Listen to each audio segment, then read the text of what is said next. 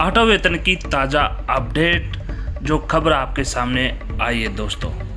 छठे वेतन आयोग से भी बड़ा होगा आठवां पे कमीशन। केंद्र कर्मचारी अपनी सैलरी से जुड़ी ये गुड न्यूज पढ़ ले। सूत्रों की माने तो 2024 में आम चुनाव के बाद ही नए वेतन आयोग का गठन पर कोई चर्चा होगी।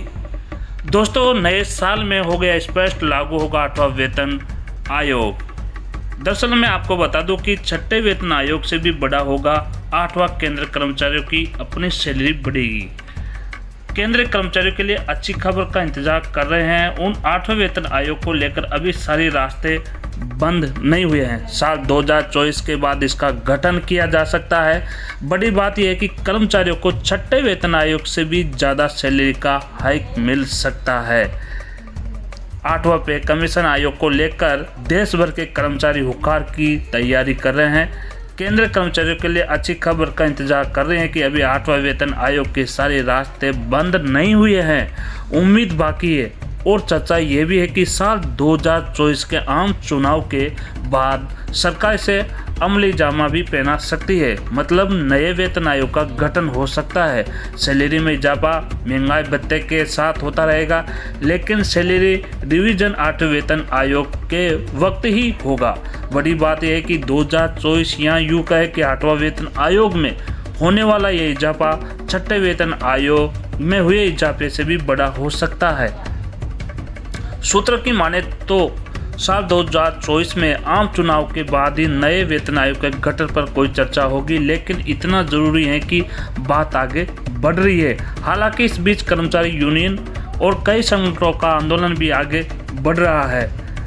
आठवां वेतन आयोग का गठन 2024 के आखिर तक हो जाता है तो अगले 2 साल में इसे लागू करना होगा, मतलब 2026 से लागू होने की स्थिति बन सकती है। अगर ऐसा होता है तो केंद्र कर्मचारियों के लिए अब तक का सबसे बड़ा सैलरी हाइक होगा। सूत्रों की माने तो 7वें वेतन आयोग के मुताबिक 8वें वेतन आयोग में कई बदलाव भी हो सकते हैं।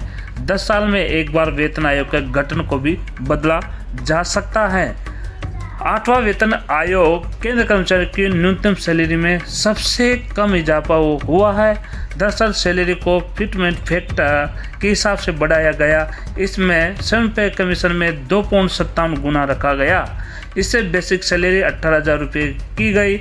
अगर इसी फार्मूले को आधार माना जाता है, आठवां वेतन आयोग में फिटमेंट फैक्टर की अधिकतम रेंज को देखते हुए न्यूनतम सैलरी 26,000 रुपये हो जाएगी। इसके बाद निचले स्तर के कर्मचारियों को सैलरी रिवीजन हर साल परफॉर्मेंस बेसिक पर किया जा सकता है। वही अधिकतम सैलरी वाले कर्मचारी का रिवीजन 3 साल के अंतराल पर रखा जा सकता है। कब तक?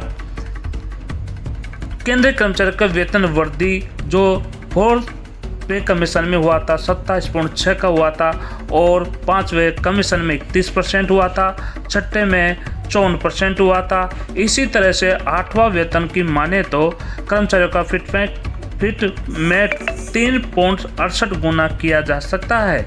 इसी आधार पर कर्मचारियों के न्यूनतम वेतन में 44.44% की वृद्धि हो सकती है।